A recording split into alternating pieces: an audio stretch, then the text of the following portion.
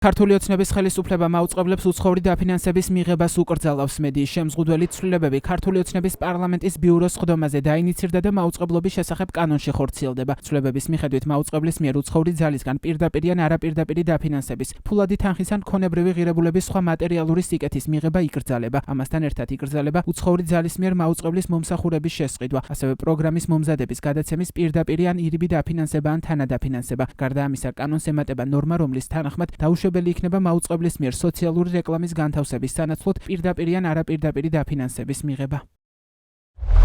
კანონპროექტი უცხოურ ძალად განსაზღვრავს უცხო სახელმწიფოს ხელისუფლების სისტემის შემადგენელ სუბიექტს, ფიზიკურ პირს, რომელიც არ არის საქართველოს მოქალაქე, იურიდიულ პირს, რომელიც საქართველოს კანონმდებლობის საფუძველზე არ არის დაფუძნებული, ისეთ ორგანიზაციულ წარმონაქმნს, მათ შორის ფონდს, ასოციაციას, კორპორაციას, კავშირს, სხვა სახის ორგანიზაციას, ან პირთა სხვა სახის ისეთ გაერთიანებას, რომელიც უცხო სახელმწიფოს სამართლის ან და საერთაშორისო სამართლის საფუძველზეა დაფუძნებული. რეპრესიული ცვლილებები მაუწყებლობის შესახებ კანონში ქართული ოცნებისა და ფსევდო-ოპოზიციური ხალხის ძალის ერთობლივი საკანონმდებლო ინიციატივაა.